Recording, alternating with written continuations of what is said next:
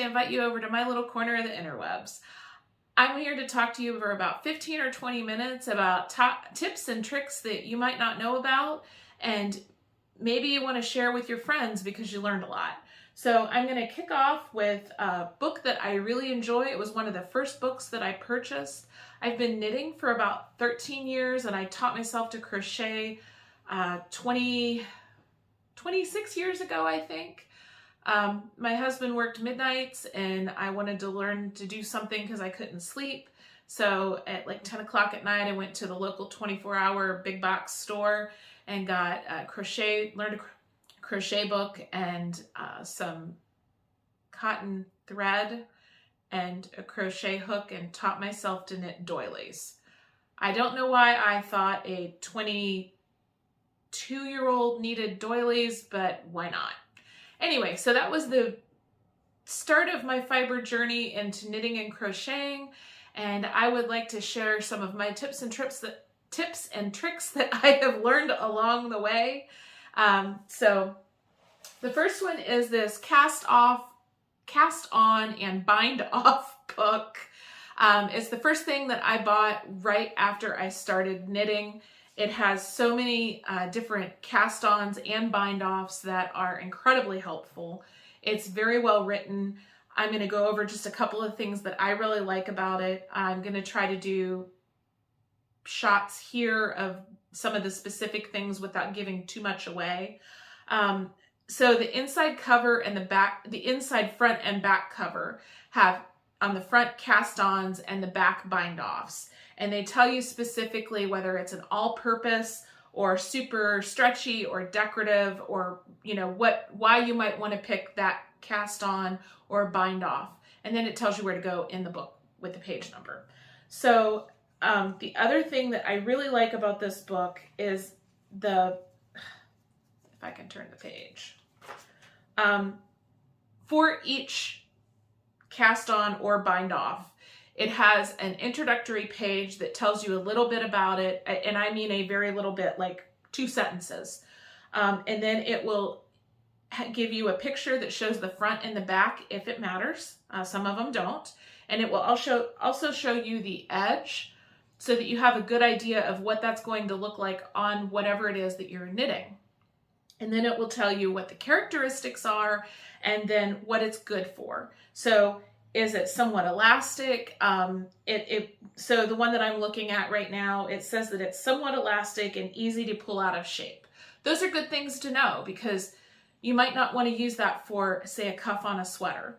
And then it also says that it's good for beginners and adding stitches at the end of rows. So that's something that's good to know when you're going to look, maybe you don't know what you need to use because the pattern didn't tell you. Well, this gives you a place to shop for what am I going to use to cast those stitches on or bind them off. And then the other thing that I really like about it, I learned by watching, and this book is obviously not a video, but it has pictures that go with the words that are almost as good as a video. It is very step by step.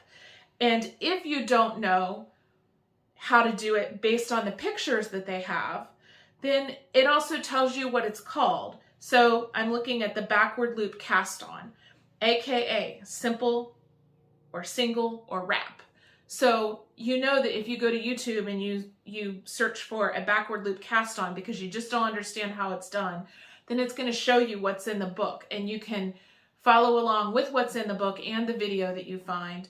And it makes it super easy to finish those projects in a way that works well for the project. And sometimes a bind off or a cast on really make or break a project. If you've ever done a pair of toe up socks and didn't use the right bind off and then you couldn't get your foot in it, or maybe you had a sweater that you bound off the sleeves and the third time you wore it, even though you just washed it, the sleeves are flared out, then you know what I'm talking about. So that's one resource that I really encourage you.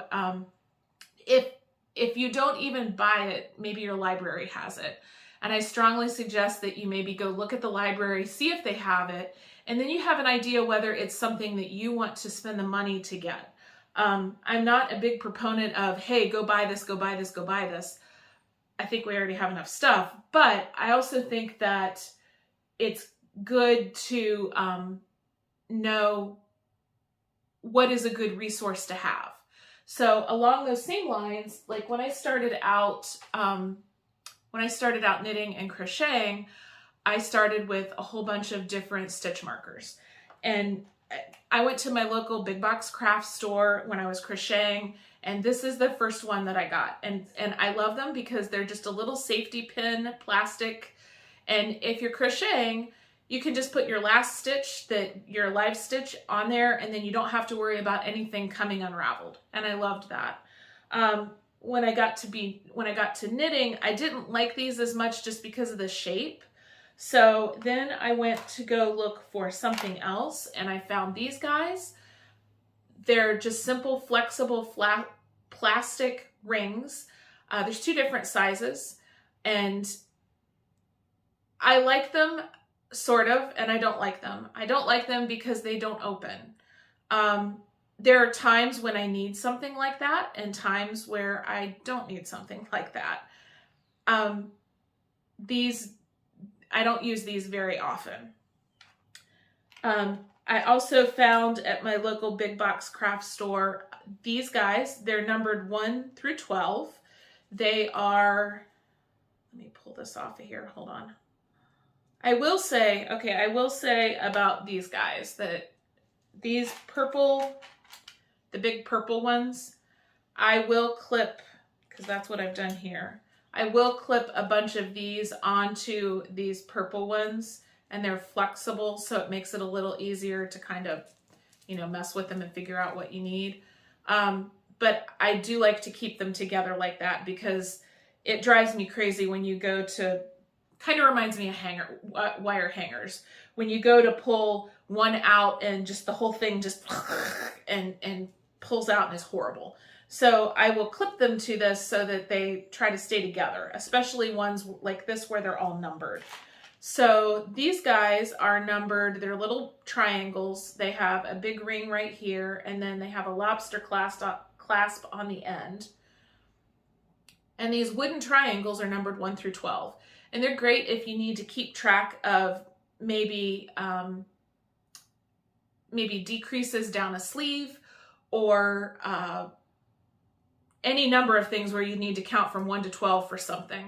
And you can just clip this lobster clasp on there. Maybe you need to do 12 cable repeats, and so you can just clip this where you've done the cable cross, and then oh, well, that's number 1, and then 2, and on up, whatever it is that you have to count. They will count for you. Anyway, so I found these guys and I liked them, but I like support small businesses. And I found a couple small businesses with stitch markers that I really, really like.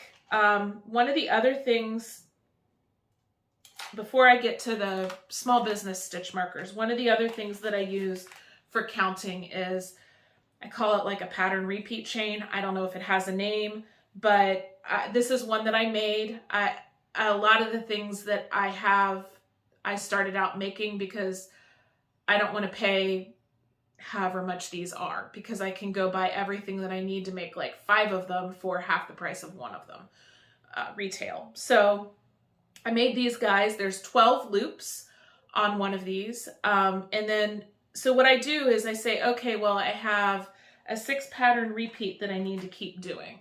So I take one of the light bulb stitch markers that I use now, and I say, okay, so 1, 2, 3, 4, 5, 6. So that's 6. I'm gonna clip the light bulb stitch marker at the end, and then I'm gonna clip it on my 6th ring so that I know that when I get to the end, that it's time to come back to this ring. And I will forget. I will have to count it every single time if I don't do it that way. So what happens is you put your needles through here, and then every time you go around, you move it up 1, and you move it up 1, and you move it up 1, and then after you've gone through 6 repeats, now you're down at the bottom, and then whatever it is that you need to do, you do on the next round. or whatever the pattern calls for. But this helps me know that this is my 6 and this is where I need to go when I get to the bottom. Now, I was going to talk about stitch markers. I like small business stitch markers. I like supporting small businesses, whether that be a stitch marker or a dyer or a bag maker or whatever. So what I'm going to talk about is I actually got this to go on the bottom of this particular one because I don't like gold on silver, and I think that this one is a little too small for this. So I got these guys, and they're adorable. I'm going to use one of them, and I still haven't put it on there yet. They have little iridescent white stars in them, and it weights it down just enough so that when you're using this, it doesn't like bunch up your knitting or anything like that. It keeps this hanging straight, which is really helpful when you go to move up one. So these guys, whoops, turned it upside down. These guys are from Black Pearl Magic, and she's a maker. She's amazing out of Baltimore. She also makes bags. I strongly encourage you to check them out. And I do want to say, I don't want this to be I'm going to try to not make this, I should say, an enabling or commercial kind of podcast kind of thing, because I don't want anybody to feel like they have to go, I don't want anybody to have FOMO for not getting these. But this is jewelry. This is frivolous. You don't have to have these. I wanted something super cute when I first started knitting, and I didn't want to spend a lot of money. I love Wonder Woman, so I went to Joann's and I got little leverback earrings. That's what these are, and they come multiples to a pack. And then I found some little charms. This is a Wonder Woman charm. These just work by flipping down and then flipping back up. So it's kind of like between a round and between a closed loop and a light bulb, because these literally just flip down. The light bulbs are they're like a safety pin. They're a little harder to get off. So I did get light bulb stitch markers at some point from my local box craft store. I have actually.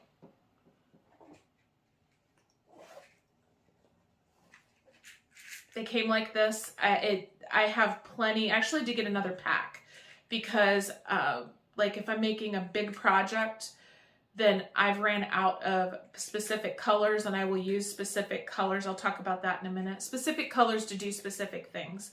And it's not always yellow does this and blue does that. It depends on what project I'm working on, what yarn I'm using, like the color of the yarn, because like these,